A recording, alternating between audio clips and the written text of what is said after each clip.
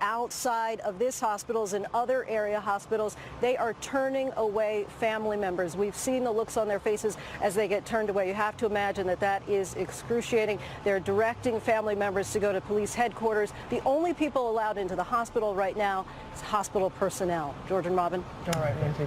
Thanks very much. Yeah, we've just heard from President Trump. He's put out his first statement on Twitter. He says, "My warmest condolences and sympathies to the victims and families of the terrible Las Vegas shooting.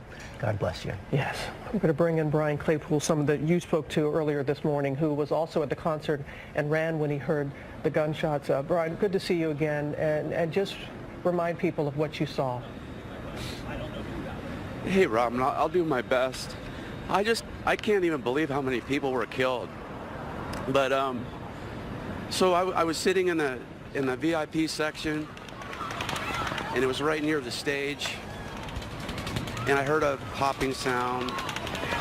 Thought it was fireworks. I looked up in the sky, didn't see anything. I was worried.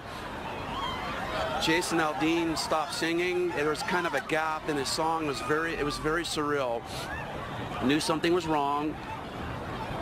And then I heard shots fire, like just going off like they were right on top of us. So I ran to the front, up the aisle, laid face down on the aluminum. I was pulling people down because I think a lot of folks didn't realize at that point that the shooting was taking place. They were still sitting up. And I have to tell you, when I was on that ground, that shooting went on for, it had to have been 20, 30 seconds.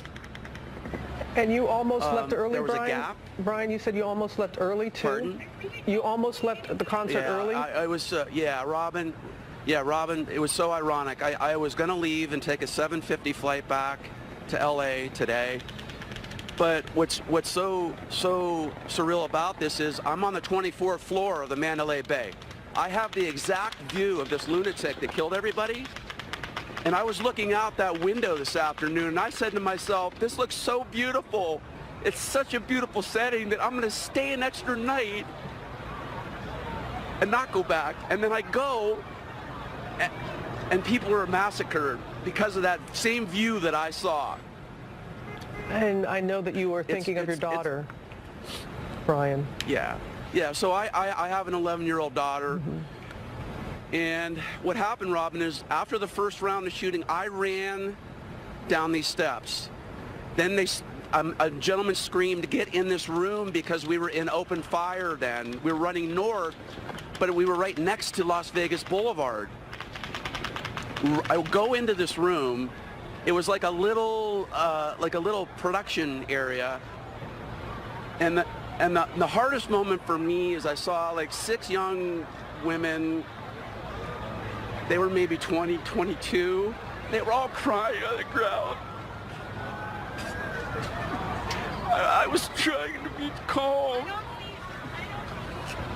But I thought at the moment I thought of the Orlando shooting because we were in this room. We didn't know where the shooter was. We thought he was just going to jump the fence and come in that room and shoot us all.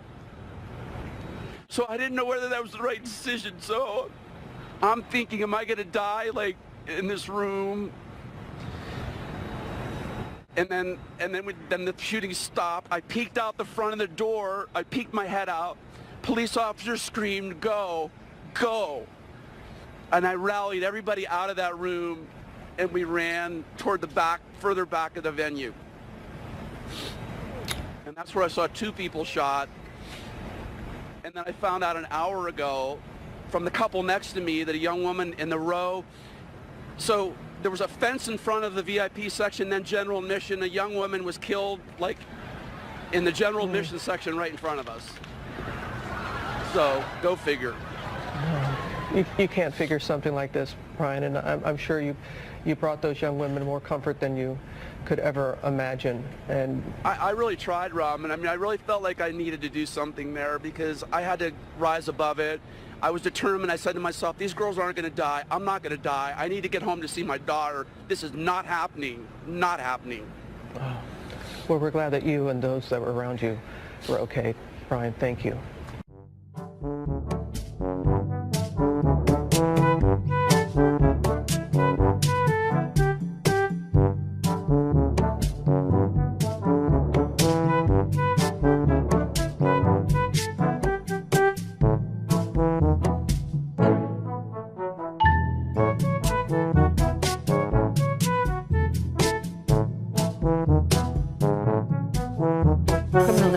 Brian Claypool joins me now. Brian, welcome. Always good to have you with us.